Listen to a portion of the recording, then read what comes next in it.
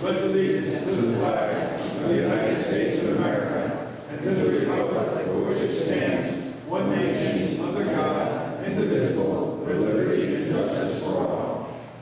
Thank you. So, I just want to remind everybody here that our museum has been open. We're looking for old photos. We have exhausted our search inside for interesting old photos of Hyde Park. Now, when we say old, it doesn't necessarily have to be 150 years old, because as we move through this century, that 100 years is moving forward too, and a lot of what we are used to and we have seen is also disappearing. So if you bring them in, we'll copy them. If you don't want them, we'll take them. That's up to you. We also look for volunteers. The museum has been very light with visitors this year. We extended our hours to be 2 mornings a month and 2 evenings a month in the same Saturdays. And some days we're there just chatting, which is fine, and that's great. So come on in and chat with us. If you have nothing else to do and you need something to do, there's a lot of history that flies through that room, and a lot of reminiscing. And it's always fun, you know, for the people that are there to have some company. I just want to introduce a new member on our board, Tracy Smith in the back. Tracy, welcome. I also want to recognize our board of volunteers, and that's Tracy, Gary Calcagney, George Norton, Roger Colt, Carney Reinwald, and Carrie Palermo.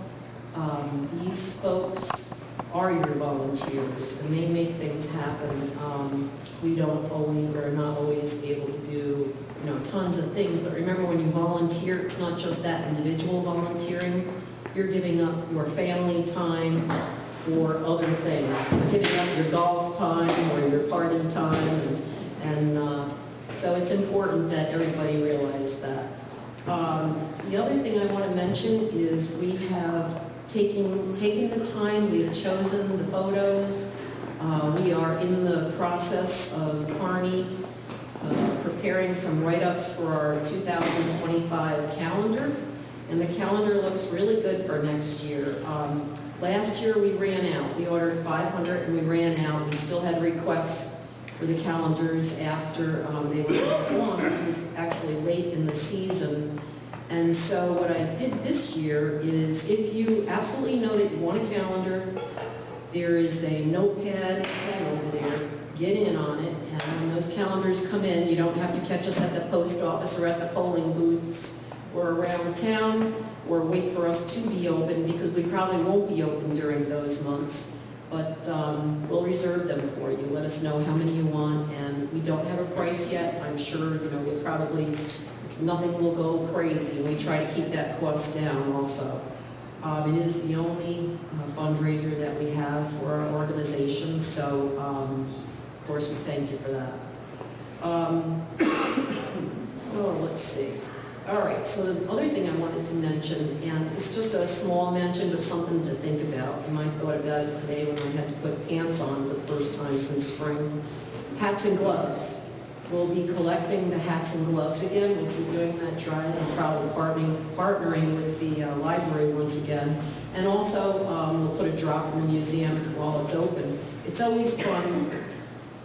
Come on, Maureen, get up here in front. Right up here so you can see in here.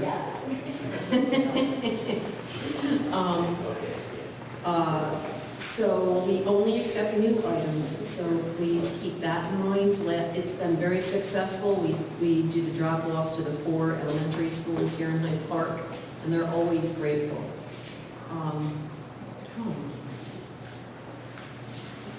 We're not starting without Jill. I've almost missed you.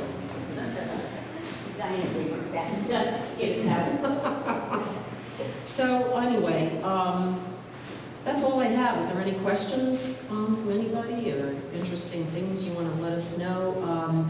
There is, you know, we're in transition like everybody. I went to an event this weekend. Volunteers, of course, every organization, every single organization is struggling with the same things, lack of volunteers. When we look around, we look at, the aging population, those are our volunteers. When you have, a group of volunteers that are like 60 and above, how much can we possibly do? So we need to get the word out, we need to get some interest out, maybe some new ideas. And new ideas are always welcome. We need to change like everybody else. So anything that was normal, we need to rethink all that and get people out and come and see us. That's all I really have. So tonight we have an interesting exhibit of some original equipment and some reproduction items and two very dedicated people to the 150th Regiment. I'd like to introduce our guest speakers, Mike Peets and Pete Edrossian, both living historians, I understand.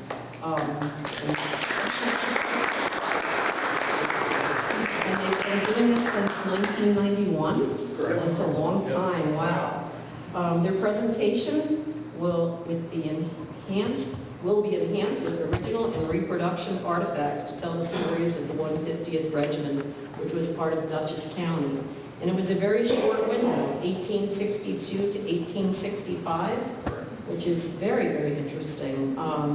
And it was during the Civil War. So the program you're going to present is the formation in 1862 and the battles that were fought, as well as the return home in 1865. So let's welcome Pete and Mike. And please give them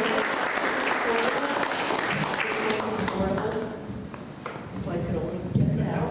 Because a lot of us are hard of hearing, so even though you think you speak loud, you don't. I guess I'll start with talking a little bit about the recruits from Hyde Park. There were 48 of them that came from Hyde Park. One was recruited into Company A by Captain Cogswell, and there's Captain Cogswell's likeness, by the way, and this is his sword. Pretty good. War buttons. There you go. A little bigger likeness after the war. And then in Company D,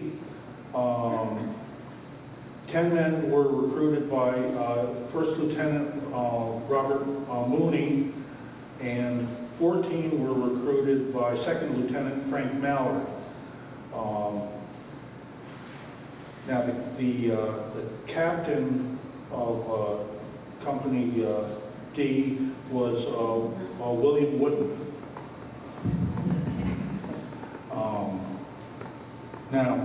For Company H, Edward Crummy recruited 23 men for Company H. Now, there's an interesting story. This poster drove us crazy for quite a while because there is no Captain Crummy in the regiment, and there is no Lieutenant Lowe. Turns out that Crummy was a lawyer in Poughkeepsie. Yes, he was a Crummy lawyer. And he shows up in the newspaper once that I know of in 1864 at the sanitary fair, which was a fair to raise money to support the troops. It was kind of cross between a county fair and bazaar kind of thing. Anyway, Crummy, fully intoxicated, came up to a soldier who was being disciplined by being made to stand on a barrel. And Crummy went and tried to kick the barrel out from under the soldier, nearly killing him. Crummy later on gets heavily involved in the temperance movement. So what we believe is that Colonel Ketchum, John H. Ketchum, and this is his likeness, we believe Ketchum, being a very practical man, came up to Crummy and said, "You did a very nice job recruiting all these fellas, but we think you're better off staying home and supporting us from there." Okay, and then there was one soldier that was recruited for Company H, but we don't know who recruited him. And Platt Thorne was the captain of Company H, and there's his likeness. And after we get done, people can come up and look at all of this stuff. So, how did they fare? Well, 12 of the fellows deserted. 4 were wounded in places Dallas, Georgia, Evansboro, North Carolina, Culps Farm, Georgia, Atlanta, Georgia. 1 was discharged for disability. 1 was captured in Westminster, Maryland on June 29, 1863, and was paroled on July 1st, 1863. 1 died of chronic diarrhea in Atlanta, Georgia, and 1 died of scurvy in Chattanooga, Tennessee. So I've been talking for a little bit. You want to? How shall we segue now, Mr. Peets? So before we go into history, might as well still step on the platform. Mike and I represent the late war of the 150th New York. Mike is a sergeant. I'm a captain. You'll notice we have similar non-regulation headgear.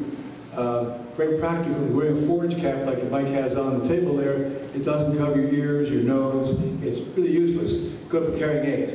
A hardy hat or a slouch hat. We have 4 badges on. Our corps in the late war was the 20th Army Corps, and there are 3 divisions in the Army Corps, 1st, 2nd, and 3rd. If you can't read and you're not colorblind, 3 divisions, red, white, and blue. Most fellows look colors of the flag. So any general sees us, no, the 2 fellows in blue are the 1st Division, 20th Army Corps. You notice Mike wears a bayonet. He has on an NCO belt, a cartridge box, and a cartridge box. Why am I'm going here? Mike also has a wide wale. You can see that our trousers originally should have been dark blue, but the Army reversed that because blue is very expensive. So the very wide 1.5-inch wale lets you with an NCO. Even not wearing stripes. There's 2 ways you'll know he's a sergeant. I'm an officer. I get very narrow welts on my trousers, but you notice we're both wearing dark blue. I'm not wearing a formal uniform. I have a commercial blouse because, 1, I can go do that. I get more money than the sergeants do. Later in the war, not for all our officers, but many of them had what's called subdued rank. You have large shoulder boards on. The Confederates are way over there. They know who you are. You're wearing subdued rank, except one small thing. If I'm on duty, I'm supposed to be standing like this. Subdued rank doesn't help very much, does it? I'm wearing my sword out. We both wear what are called brogans, and I brought a pair of brogans here to show you. These are brogans. They are wooden peg soles. They have a heel plate to keep the heel from wearing down. They're all leather. They're really, really nice, except when they get wet and they get very heavy. In my case, I'm also wearing boot toppers. They're a lot easier to get on and off than regular boots. They're light, but they protect my legs against, brushes and stuff like that. So when I first joined the hobby, I was questioning whether these things were authentic. I went through one of Walter Lord's books, and sure enough, there was a young second lieutenant wearing boot toppers staring at the camera. I've seen pictures of field gate officers with similar devices, so I feel comfortable wearing boot toppers. Now, Mike has a haversack over here, which is bigger than mine. Soldier issued a tar canvas haversack. I'm an officer, I have to buy my own stuff. So I might buy one a little fancier, but I can guarantee his holds more than mine does. I just thought a quick uniform overview would be good before we get into the nitty-gritty of, I don't know, who we are, what we do. Earlier on, before the meeting started, as he said, stepping on his own sword, Mike and I were talking with some visitors, it sounds like we're at an event, about the recruitment of the 150th New York, kind of segueing onto Crummy and Low. There was a camp of rendezvous, which was what's now King Street Park in the city of Poughkeepsie. So it would be Innocent Corley's Avenue in Poughkeepsie, and as you go to King Street Park and back toward the apartment complex, that ground was largely occupied by the ultimately 887 officers and men who left Poughkeepsie in October of 1862. So the idea of Camp Dutch, as it was called, was where they went. They weren't well outfitted. Who was the fellow who signed up and dropped dead the next day? I don't remember his name, but he, to show you how well the officers or the inspections were for physical, he was 18 years old. So he enlisted, and the next day he dropped dead. Well, that's okay, because we had one who enlisted one day and deserted the next, so he never left Poughkeepsie, so that's even better. But they marched down Main Street to the Foot, which is now Weir's Park. They got on the steamer and then went down to Jersey City, ultimately landing in Baltimore, where they spent 9 months guarding trestles and hospitals, rounding up deserters, and basically, and building their own barracks, by the way. When they got to Camp Belgium, there was no real camp. They were in tents, and they would say, well, here's your camp, and here's the lumber. They had to build their own barracks when they were there in Belgium Barracks. And Belgium Barracks, the number of desertions, deaths due to disease, and in, by June of 1863, there's a little activity going on up in Pennsylvania. So the light guard duty that they had been doing was now gone. They marched from Baltimore to Gettysburg.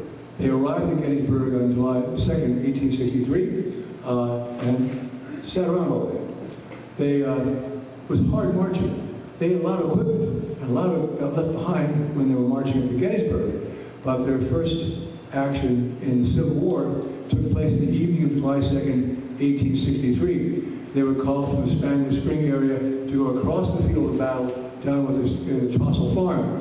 The Confederates had taken Bigelow's battery. The 150th with the Marylanders with whom they were brigaded, charged across the field, and the Confederates must have gone, you've got to be kidding. All day we've been fighting, and there's this fresh, what are they, a division? It was 2 regiments. There were 1,300 men, which is larger than most brigades had been at that time. The Marylanders went in first. The 150th came in, retrieved 3 of Bigelow's artillery pieces, and were told, nice job, you can go back to Culp's Hill now.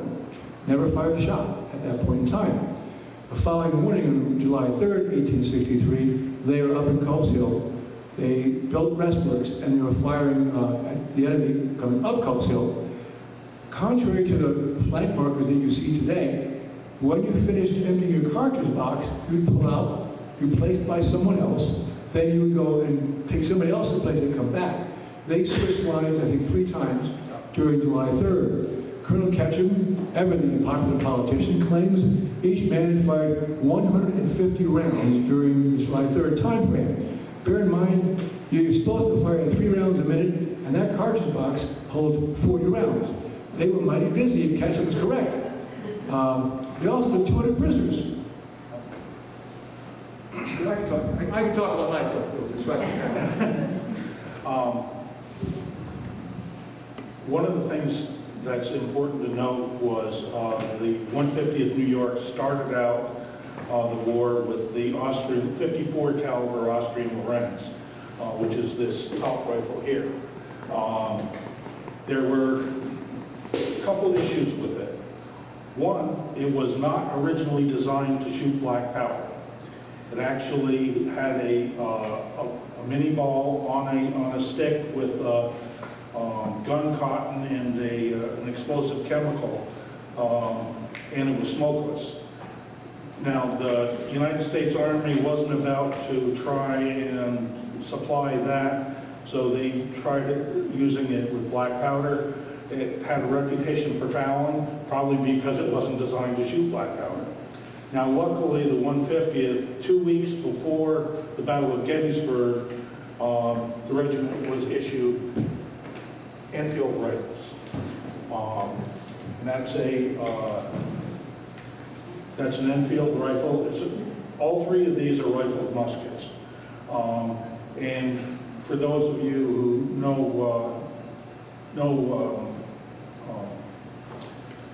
what rifling is, it means that there is a spiral groove inside the barrel. And that's very important because prior to,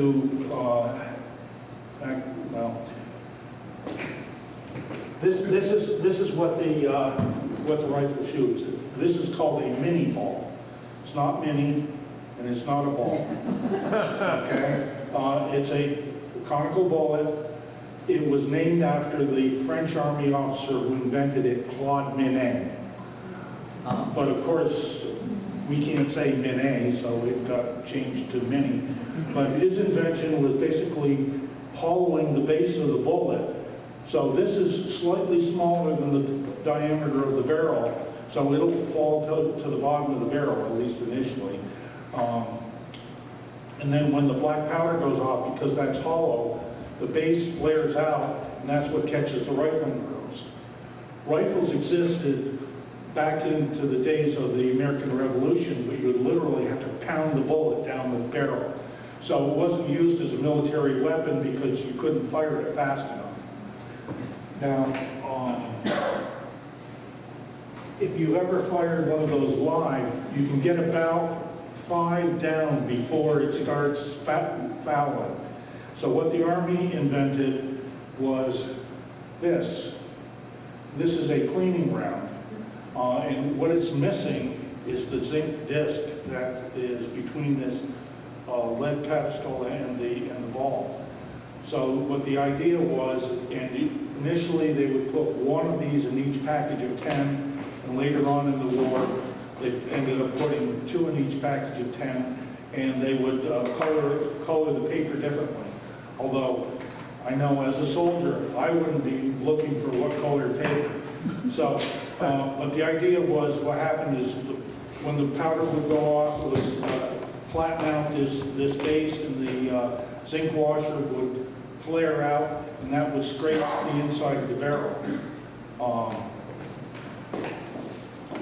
Barring that, what would happen is, as a sergeant, I wouldn't be in the line of battle. I would be back behind the front and rear rank. One of my jobs would be to stand there with loaded musket until one of the ones in the ranks got fouled, and then I would take and get that rifle functioning. So at the end of a battle, sergeants would come out looking like coal miners because black powder is water soluble. When it gets wet, it makes an inky black mess. The third musket that I have here is the American-made Springfield. That one happens to be made by a contract manufacturer in Massachusetts. But the 150th New York, at one point in time, had, all 3 of those weapons. However, the Enfield and the Springfield can exchange ammunition, so the Lorenz was a liability. When we talk about the mini ball and we talk about firing weapons, it's not like a modern M1 Garand or an M16 or AR-15, take your pick. In my hand, I have a cartridge. You'll notice I see a little mini ball next to the bottom of this cartridge. There's black powder on the top. Unlike the Lorenz, which is kind of pre-packaged, very fancy design, Austrian design, this requires something really important besides coordination. It requires 2 opposing teeth to tear the tail off, pour the powder down the barrel, squeeze the bullet out of the paper, and then seat it in the barrel where you ram it down the barrel. So at the bottom of this barrel, there will be 70 grains of black powder and a mini ball on top. Unlike the Revolutionary War days, we had powder patch and ball. This is just powder and ball, because that ball is we snug in the powder. As Mike pointed out, once that powder goes off, it expands. Other difference is, you'll notice where the hammers are on these 3 weapons. They take what's called a percussion cap, like a little brass top hat. Actually, kind of like Mike's Hardy hat. It's copper, it's fulminated mercury inside it. It creates a really, really hot spark. So it can be pouring rain. As long as that barrel is dry, that will go off and ignite the powder. If that cone gets fouled, he has a lot of work to do. The expectation was you would fire 3 aimed rounds per minute. Now you're in the middle of the battle. Are you going to fire 3 rounds a minute? No. The 4th or 5th round you fouled, you were nervous, you were getting fired back at. Also, as you're going along, all the confusion in battle, you might not realize you don't go off. So what happens in Gettysburg, they found muskets almost completely filled with balls. Had they gone off, it would have been a gigantic bomb. Because soldiers in battle We're lined up shoulder, well, private, we're lined up shoulder to shoulder. There's a rear rank behind us with the middle bands by our heads. We're firing, we're listening for the drum or the bugle or the officer's commands. We're not paying a lot of attention. We're supposed to see how far down the rail line goes.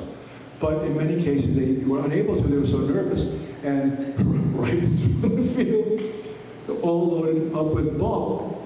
And that happened to both sides of the war. So we get to Gettysburg.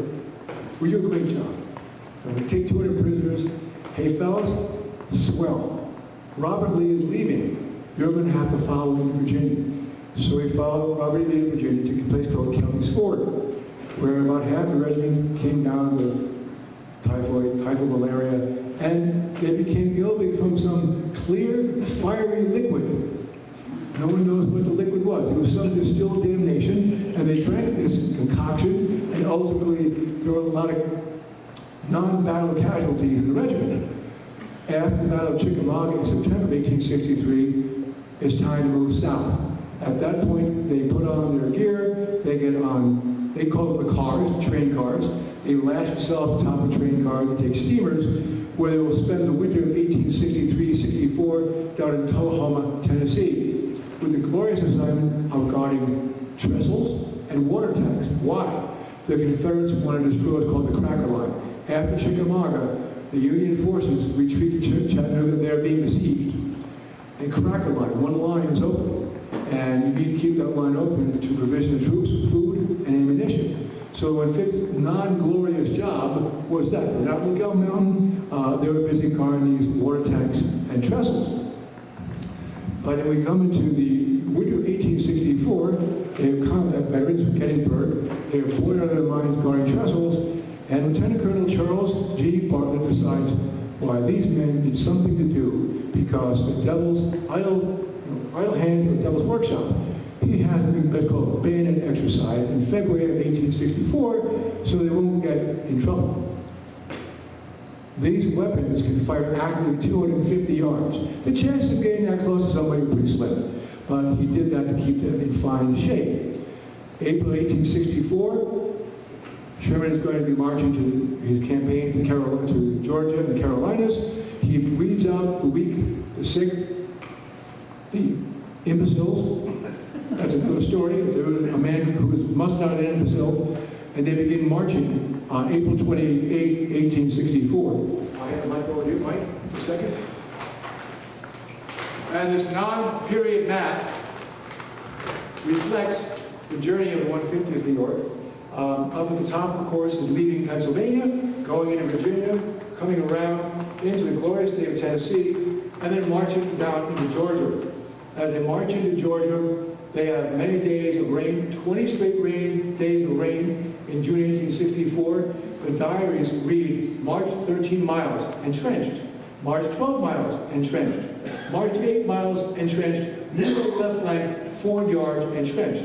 When you entrench, if I'm here, I'm digging a trench. I'm putting the dirt in front of me with rocks, any objects I can find to dig myself a breastwork about this high. So before you had your coffee or your pork, you had breastworks.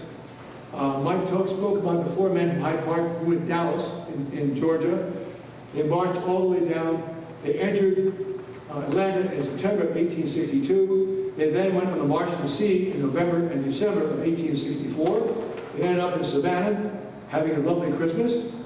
And they were told, oh, along the way, they won a naval engagement. One of our foraging parties came across the steamer Ida. And they figured, we're here, we might as well attack. And they actually captured the steamer. We burned the steamer. The 3rd Wisconsin and our brigade one-upped us. They captured the steamer and brought it back to Union lines. Then they're told...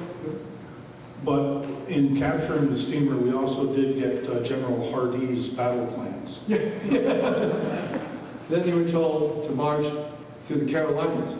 They averaged 7 to 8 miles per day. The Confederates figured there's no way in heck anyone was going to the gators and the swamps. Good luck, fellas. So on one day, you were marching along with your musket. The next day, you were called a pioneer. Your musket goes in a wagon. You have an axe, a pick, or a shovel, or rope. Your job is to corduroy roads through the swamps.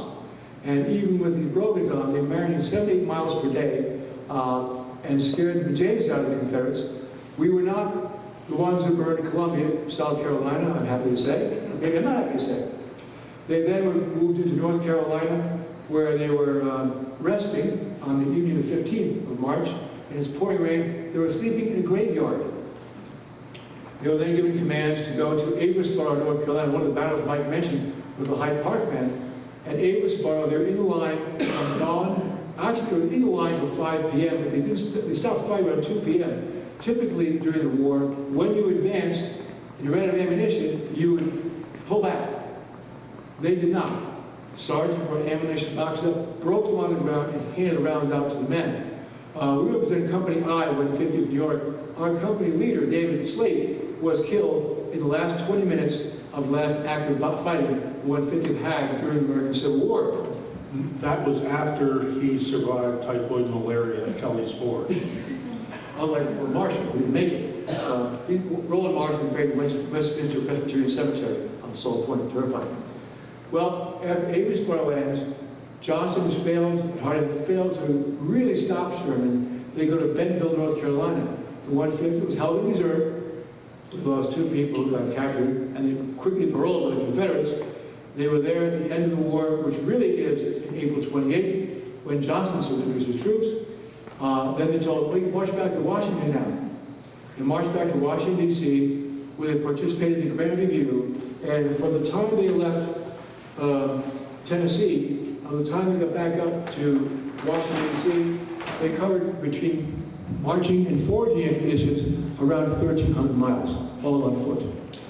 Wow. So, Well, that kind of leads me into talking about the Brogans. I was able to do a study because we have the records for Company I, everything they were issued from Gettysburg through the end of the war. And knowing the size of Company I was roughly about 55 men through that entire time. The shoes lasted about 2.5 months. You got a new pair of socks every 2 months. You got a new pair of pants every 6 months. You got a new coat every 6 months. So just to give you an idea of, you know. Oh, and the other interesting thing was with regard to the leathers. For some reason, the breastplate and the cartridge box plate were wearing out faster than the leather. Or they, not really true. What was happening is, this makes a very nice target. And this is shiny brass that you officers might make you polish. So the quartermaster would issue it, the soldiers would throw it away.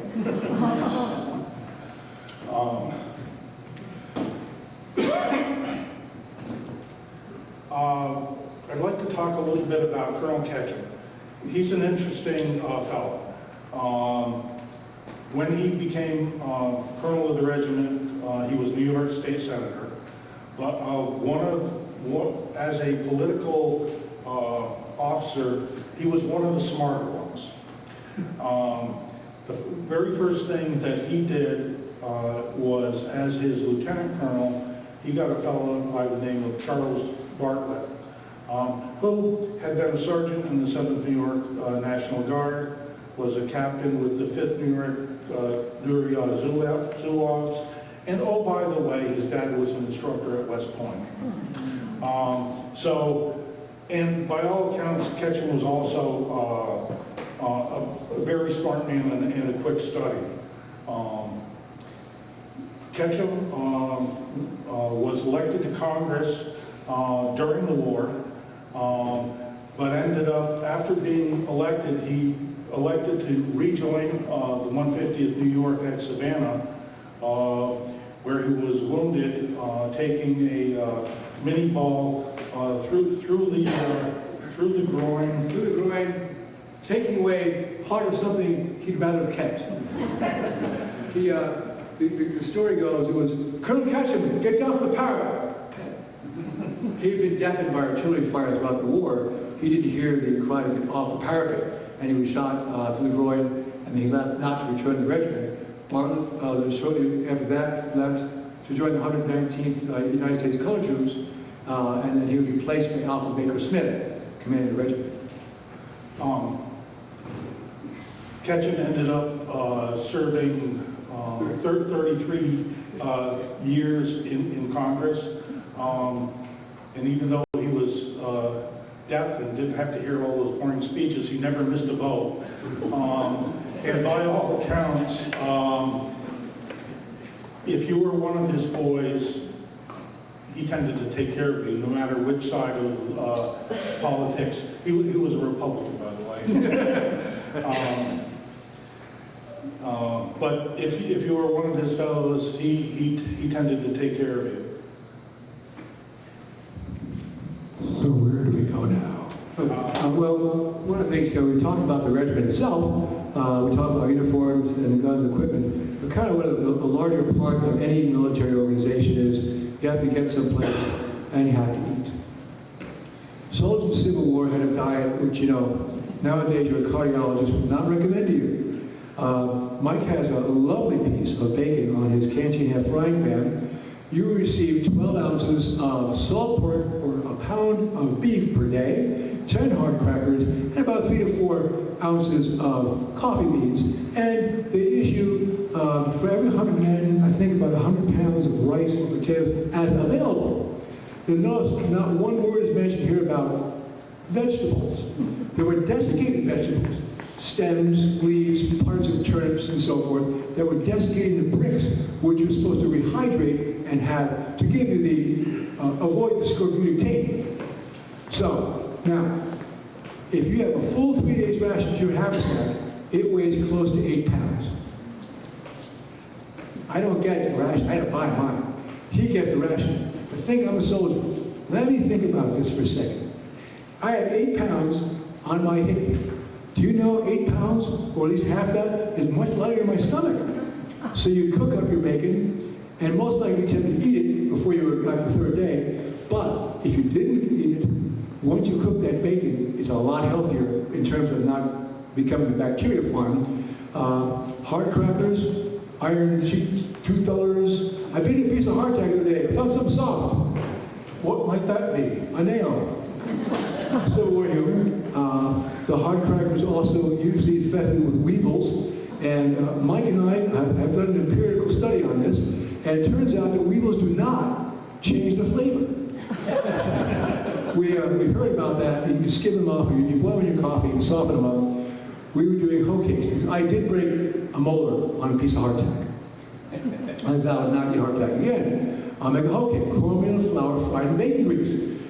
We got to an event late one evening, we were hungry. Mike, let's have some hoe cakes. I didn't look in the container very carefully. I made the hoe cakes, we had our supper. Next morning we opened up and all the lacing is inside the container because they'd been occupied by some other invertebrates. And we both realized They didn't leave any discernible taste behind. But that was a challenge for the armies on both sides. When the men were in the Georgia campaign, they foraged liberally from the countryside. We go to your farm, we take your hog, we take your chickens, we take your sorghum molasses, your grain, and we go in and say something. If there's a prohibition against taking live things, like a pig or a chicken, we'd come back if we were enlisted and say, "Why, sir, I asked that pig 3 times to the oath of loyalty. I asked it 3 times. It didn't answer. It must have been a success pig." And they just fast the pig and take it back to camp. Other times they would go and they would rob honey from hives, and you might have a few scars from that. And whenever the whiskey was available, which not often enough, but when they were in the Georgia campaign, the beginnings of it, they ate rather well. And some men were complaining about a rich diet. But when they got back towards Savannah, nothing but rice. And they complained quite loudly about having whole rice. All the work they had to do to get a cup of rice. So that was not a pleasant experience. What do you think about food? Well, in terms of the coffee, you see I've got some coffee there on the table, whole beans, both roasted and unroasted. Early in the war, the Army was buying both ground and whole bean coffee. But they found that some of these suppliers, in order to make a better profit, were mixing sawdust in with the ground coffee. So the Army said, oh, we know how to fix that. And they never issued ground coffee again. But they didn't always issue it to the men roasted. So if you get it in the form like the second bag over there with the white colored beans, what you do with those is you throw those in your canteen half or your frying pan, and you try and, as best you can, get a slow roast and try not to burn them. So you'd have to roast them, let them cool before you could put them into your tin cup, and they would usually, after they put them in the tin cup,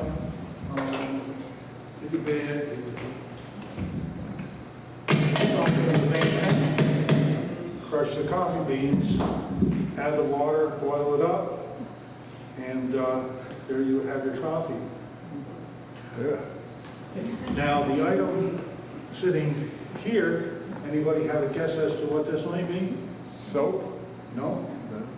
Coffee kit? Sugar. This would have been more like what was issued to the soldiers, not the processed white sugar that we get today. White sugar is more processed and much more expensive, so the Army wasn't going to give that to us. Nope. And besides, it's easier to transport that way. I throw it right in the same bag as my coffee beans. I've got a bit of rice in this one. And then I've got these little balls here.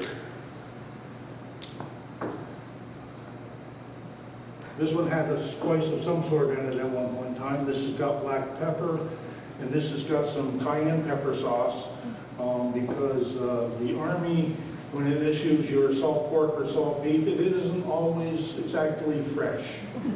So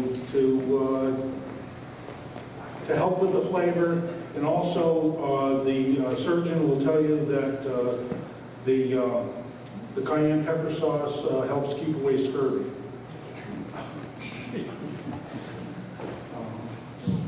There's something I know. If you ever had, wow, am I old now? If you ever had Jiffy Pop back in the day, when you watch people roasting coffee to keep it from burning, you keep it a low flame and you shake it like Jiffy Pop.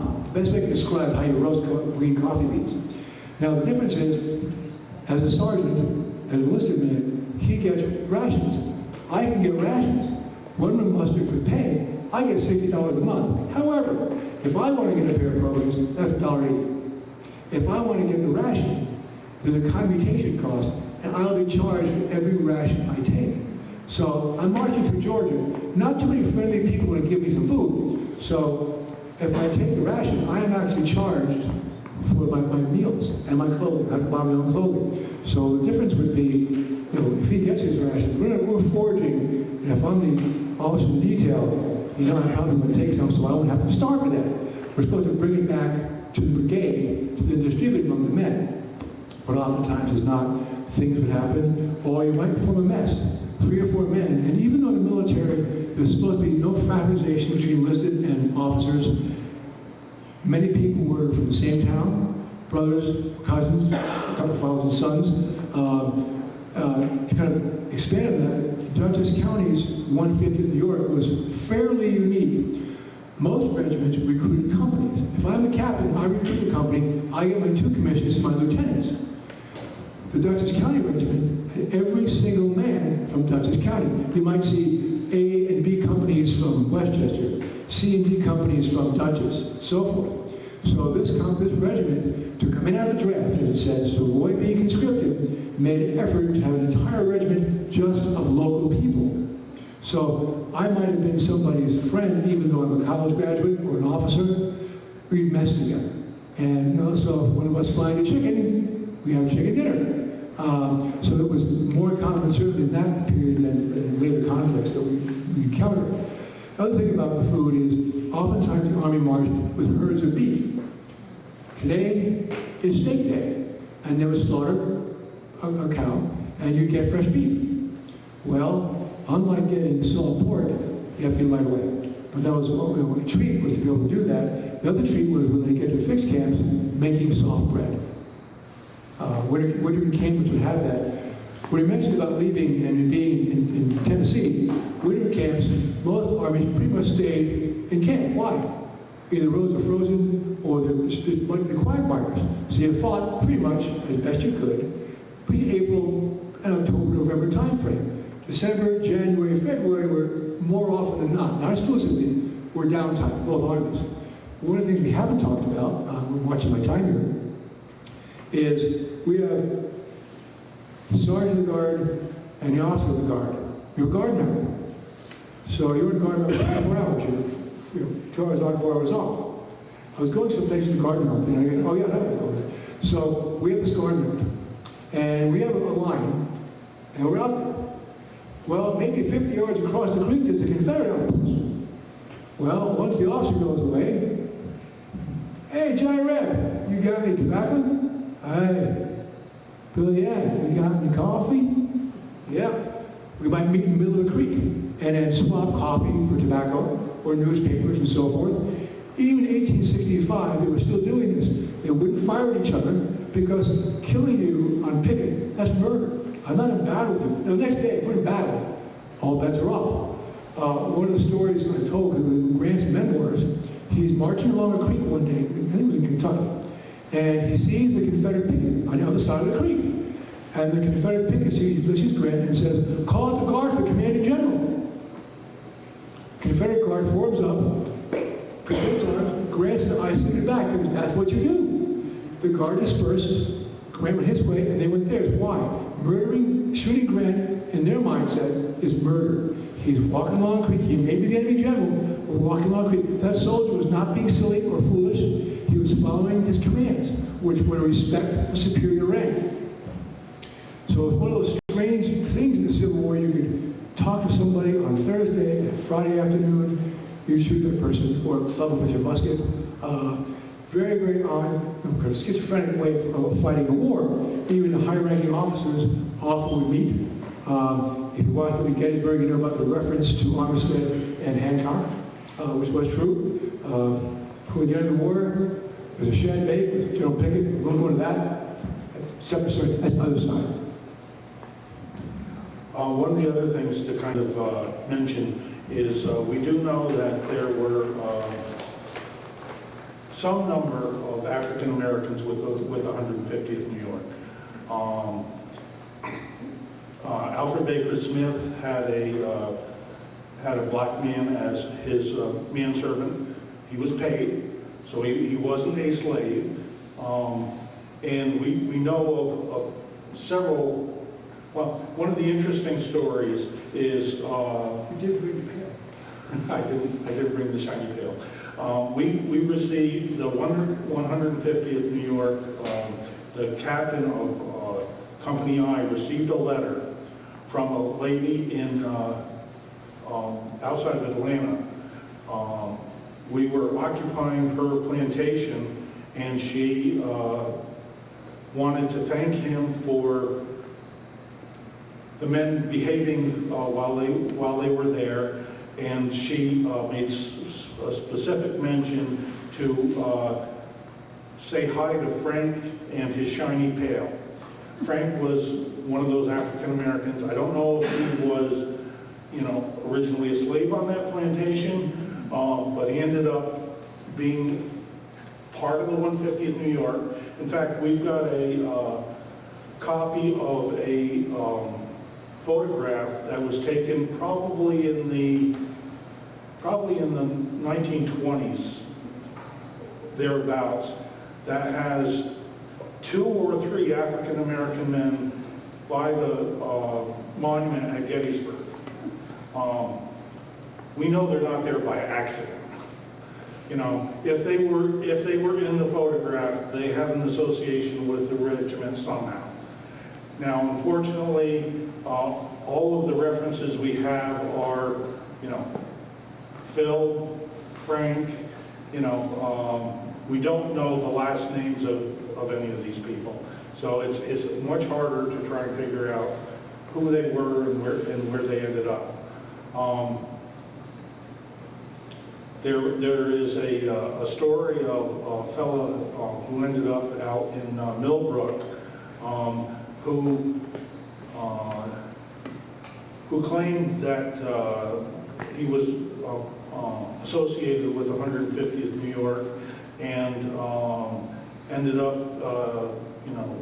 through Colonel Ketchum coming back to Dutchess County. Although he also was a soldier in the U.S. CT, and some of the dates don't quite match up.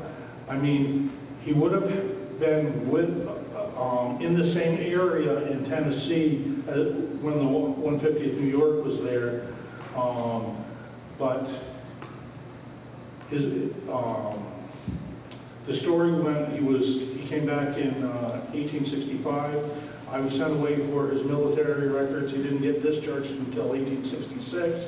So it's a mystery in terms of trying to figure out exactly what the story was there. The U.S. colored troops were not treated equal to their white counterparts. They were kept in service longer. They garrisoned the South during Reconstruction. They were not allowed to march in the Grand Review. So more likely he was in the USCTs at the moment since he was discharged in 1866. Everyone in the 150th came back with discharge in 1865, the majority in June of 1865. So that's one of those stories. Other thing with the 150th is the 145th New York had a completely disreputable colonel. His commission was revoked 3 times. The 3rd time by Joe Hooker, so you had to read that. Edward Livingston Price was 19. Every officer was cashiered, fired basically from the regiment. They didn't work with the men. They abandoned the men going down to Tennessee. So one who whined because he had to go with the men because he didn't have any money.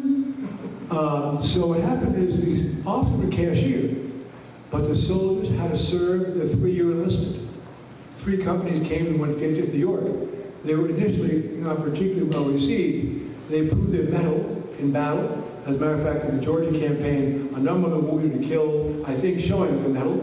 When they came back, 150th boys, you're Dutchess boys now, when they came back, and some actually buried here in Dutchess County. But you can imagine what it must have been like for them.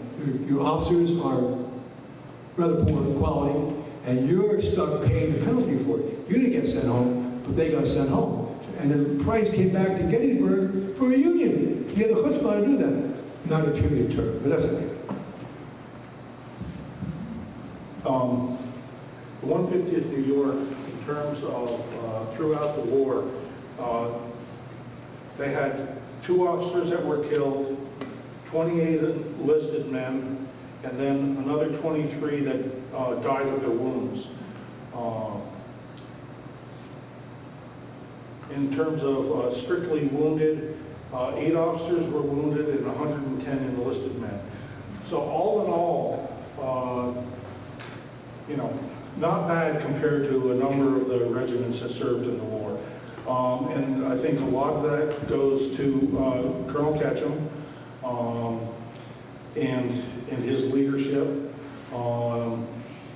We suspect that because of his political ties, he might have got us to stay in Baltimore for that 9 months where we could actually be trained as soldiers before we got thrown into war. Also, a lot of the place on Culp's Hill where they fought, you had breastworks this high. The ground slopes down very steeply. Very nice place to defend. Not a very good place to attack. The Atlanta campaign was a slugfest. I mean, there was battle after battle, day after day after day. But, like Pete was saying before, marched 12 miles entrenched, marched 500 yards to the left entrenched. They knew the beginning of the Civil War was more like, Revolutionary War, open field tactics where you line up and shoot at each other. Well, they very quickly learned that that was a good way to get killed.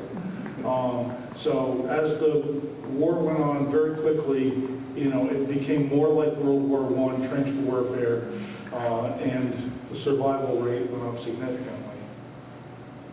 But those weren't the only ways to die during the war. I told you about the 18-year-old who died one day after enlisting.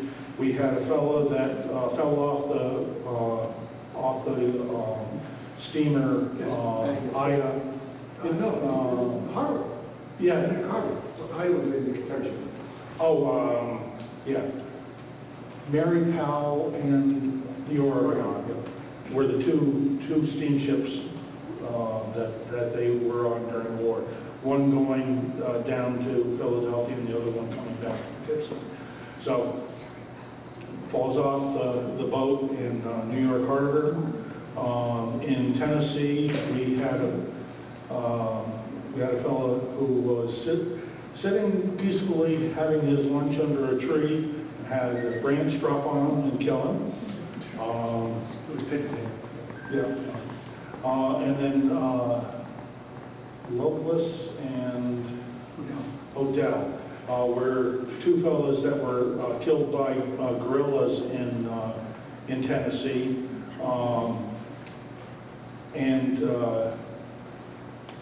Part of what was going on there is some other soldiers had been killed by guerrillas, and the Army decided that they were going to impose a tax on the townspeople in that area. So Colonel Ketchum was assigned the task of collecting the taxes. And these two fellows, for whatever reason, went out ahead of the rest of the column, and well, that wasn't a good idea. But Ketchum did end up collecting some of that tax money and sending it home to the families of the two fellows that were killed. Circling back to the 145th a little bit, we picked up three companies, A, F, and G. And somewhere along the line,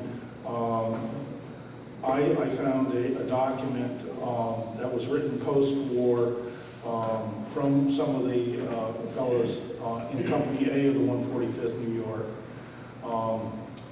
who stated that the lieutenant colonel of the 145th was shot in the chest by a revolver by some unknown person from Company A.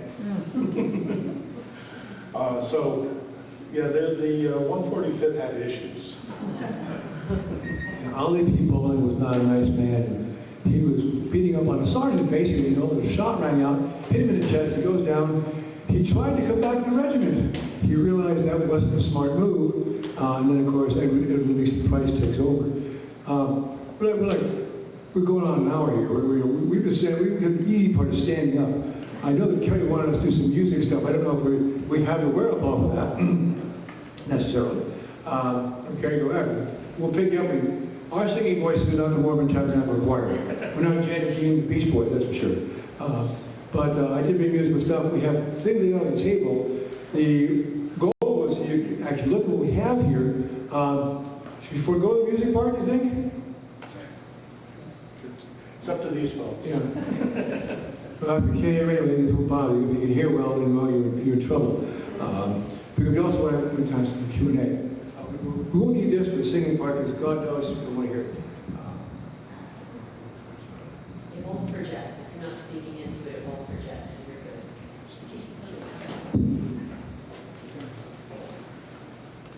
So you want to do a little rally around the flag? Yeah. Yes, we'll rally around the flag, we'll rally once again, shouting the battle cry of freedom.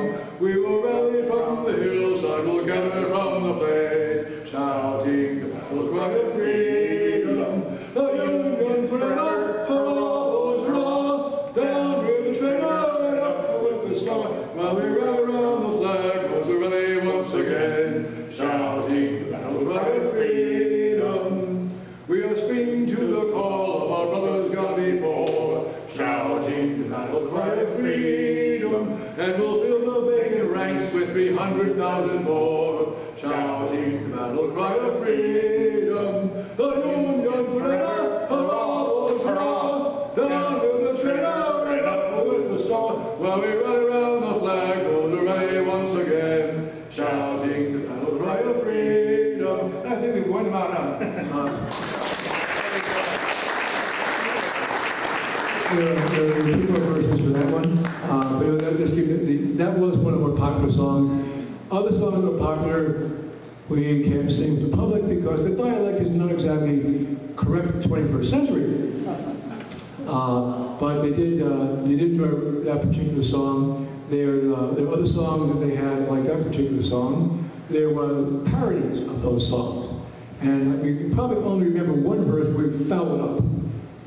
Mary had a little his fleece was white as snow, shouting the battle cry of freedom. And everywhere that Mary went, the lamb was sure to go, shouting the battle cry of freedom. Hurrah then for liberty, hurrah for the land, hurrah for the soldiers who don't care a damn. We're right around the flag, boys, rally once again, shouting the battle cry of freedom. And the song ends with the lamb simmering into a mutton stew.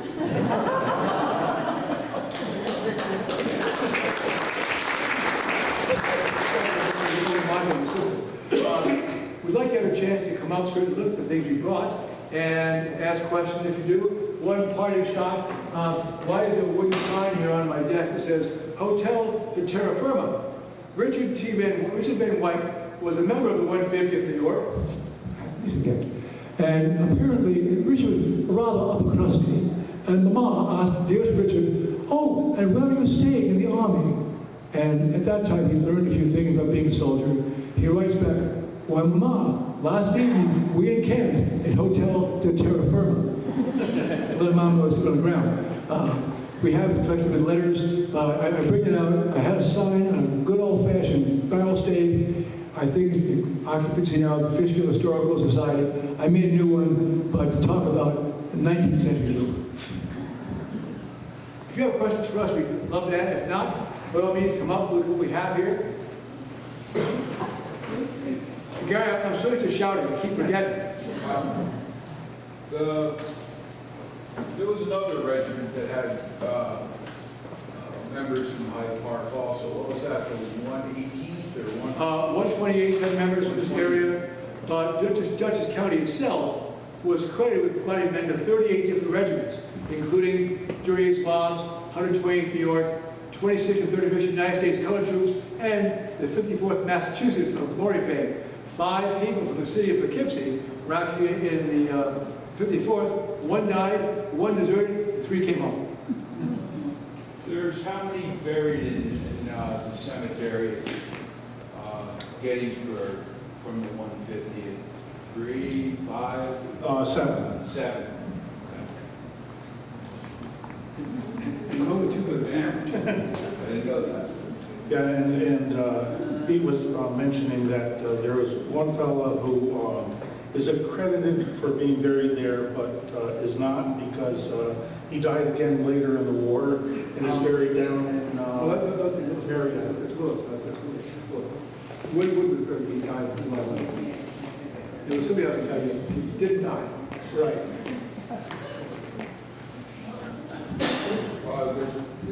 You spoke about it, but I don't know if everybody knows about it. There's a 150th monument on Culp's Hill in Gettysburg. It's a big, huge monument that most people don't know about. It's a site, and it's a beautiful place. Ironically, it's the largest monument on Culp's Hill. Now, I'm proud of the 150th.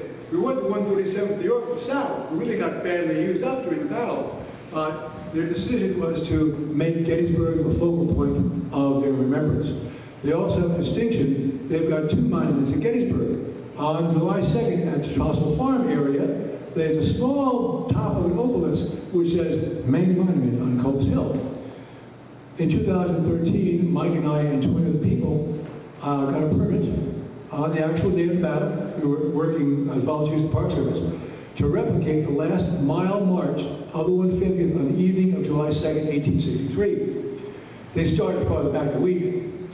With the Pennsylvania Monument across the field to Trossel Farm, We then had a very tear-filled ceremony, tried singing the Bell Henry Republic, and at the end, 23 of us left singing. Well, we're happy we honored the boys. We marched back to camp, and all of a sudden there's this double rainbow, horizon to horizon. We got a little spooked about that. The next morning, the park ranger comes by and said, "Jerry, fellas, did you see that double rainbow? It touched down where those 12 Corps people were fighting 150 years ago into the hour."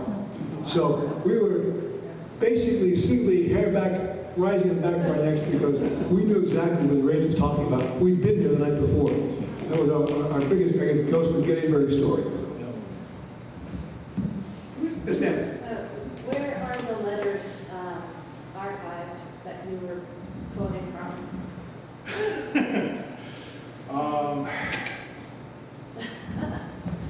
Over my 30-some years, I've collected tens of thousands of pages of information on the 150th. I do have some original letters. I am currently transcribing some letters that I got a copy of from the Rhinebeck Historical Society. Well, actually, it's a diary. So they're all over the place. There's no one place where the letters are. So we've got letters, we've got diaries, we've got newspaper articles. Several of the soldiers acted as correspondents for the local newspapers and would write back, and the papers would publish accounts. In the 1880s, there were soldiers' letters that were published in the newspaper, one of which gave us a bit of information that we didn't know about before, in that this soldier described that when they would have their inspection, the soldier that was the best kept would be exempt from guard duty and became the clerk for the colonel the next day. And come to find out, that is an old Army tradition. So my guess is that was probably something that came down through Lieutenant Colonel Cogswell. But that was something thrilling for us because that's something that doesn't show up in any of the manuals, but apparently is a United States Army custom prior to the Civil War. The Dutchess County Historical Society had many letters and diaries we originally had access to. Talmadge Wood's ancestors provided us copies of his letters. He was killed in Gettysburg. His last letter home is he was wounded, he was shot through the shoulder blade coming out by his collarbone. However, Surgeon Campbell feared he'd be called a coward, and he said it was the other way around. A sniper got him. Well, Talmadge Wood was known for not staying down. He probably turned around. Wood turned around. He turned around and was shot. He had no compunction about it. He writes to his wife, his dearest wife, "I'm getting along just fine." The letter is completed in someone else's handwriting. "Dear Mrs. Wood, we regret to inform you your husband Talmadge died on 11th of July. He developed an infection in his lung, and of course he expired." So those letters do come, as Mike said, from a variety of sources: historical societies, family collections, newspapers. Fred Fulton was one of the monikers, one of our correspondents. Captain Wooden, William Wooden was one of our correspondents. Some very serious, and some very tongue-in-cheek. And also our first chaplain, Thomas E. Vassar, who was the cousin of Matthew Vassar, was also a correspondent back to the Poughkeepsie Eagle, which was one of the papers in Poughkeepsie at the time. Rhinebeck Gazette and Poughkeepsie Journal were two papers that we have information from. Are you still finding new information? Oh, yes. Yeah, it comes up, you never know. I mean, one time, before I retired, I walked into one of my fellow department members' office, and he says, "Mike, you're like my wife." And I go, "What do you mean by that, George?" He goes, "You like dead people too." And so I asked him, it turned out she was into genealogy, and I go, what are the names she's researching? And he goes, Lewis and Reed. And I go, yeah, right off the top of my head, well, there was a Miles K. Lewis, Company A of the 150th New York. Turned out it was the same person. Also, the Reed was in the 150th and died during the war. So, you know, and so we ended up getting into a conversation and exchanging a whole bunch of information because she had collected stuff, I had shared stuff. You never know where it's going to come from. The other thing that we've done over the years, I think, grave matters, trying to find the resting places of our original members. So I went out and purchased Dutchess County's cemetery census like 1920, and I'm getting lazy, but as you go through that, every so often I'll find a 150th person. Mike did a lot of work on the grave matters. We used Ancestry and other genealogy services to find them. We basically census cemeteries. Walk around Poughkeepsie Road. Oh, look, I knew he was here. Or Frisco Road. And you just never know where someone might be interred because we may have gone to the same cemetery. The next time we go, the light shifted and we find that person there. It's an ongoing project. It probably won't end before we are buried someplace too, or cremated, or whatever we do. But it's a way of honoring the memory of those people who, by the way, that person came back home to Dutchess County, here's where they rest. Point in case. You can walk through Valley View Cemetery in Dover Plains and miss John Ketchum because it's the most unadorned stone in the place. Stumbled upon it. Maybe there's a plaque on there at some point, but it's a very plain stone. You'd think a man who was a congressman, a state senator, a colonel, brother, a major general in the war would have, you know, a fairly ornate or government marker. Nope. It's as plain as you can be. Like, you know, I'm going to keep yammering, so. Well, one of the odd things is this past Memorial Day, I was watching the news, and there was a segment about a cemetery down in the Bronx, and they are painting the camera, and there's a 150th guy. So, and that's another thing to kind of mention is after the war, these guys went everywhere. I know one guy that went back to England. I know we've got people in state of Washington, California, either North or South Dakota, and I forget, there's actually an Armenia, one of those two states, and it's actually because the Bank of Armenia was selling land grants out west, and some of our fellows went out there. Yeah. But, you know, before the Civil War, the average person didn't move more than 50 miles from their home. Well, these guys marched about 1,400 miles. You know, they saw a good chunk of the country. It wasn't so scary anymore. Question. Yes. Do you know if any of the guys stayed in longer, like fought in the Indian Wars? Yes. In fact, trying to remember which officer it is. He's actually buried in Arlington. But I have a copy of a newspaper article where Geronimo is in the same photograph. So, yeah, he ended up staying in. What's that? Oh, Gildersleeve. Yeah, Henry Alger Gildersleeve is another officer from started out as a major in the 150th New York, rose to lieutenant colonel, I think. After the war, became a lawyer. was on the New York State Supreme Court. There's a Gildersleeve Avenue in the Bronx named after him.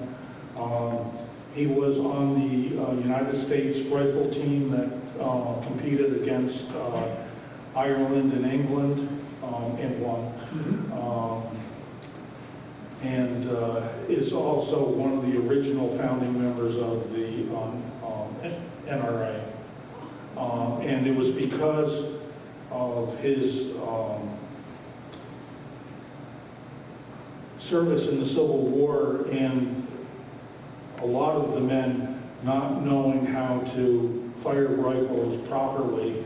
In fact, one of the things that he did was if you were on guard duty and your guard duty ended, he would make you discharge your musket at a target rather than just firing it off and expelling the bullet. So I don't know if that helped our success rate. Probably did. Also, do you guys have a lot of info on the Hamilton Slate Post? I was trying to research on that quite a while ago now, trying to look up information. Is there a lot out there on that or not really? Don't know. I think we may have something on it somewhere.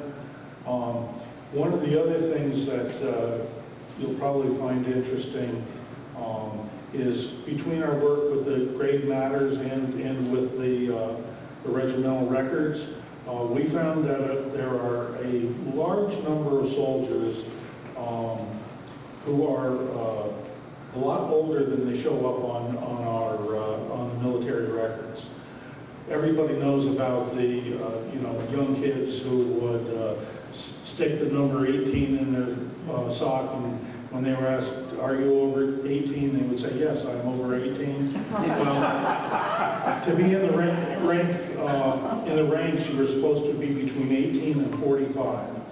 Well, there's a whole bunch of people on the roster that are listed in their mid-40s. 40, I'm 43. Well, two of those fellows from Rhinebeck were served in the War of 1812.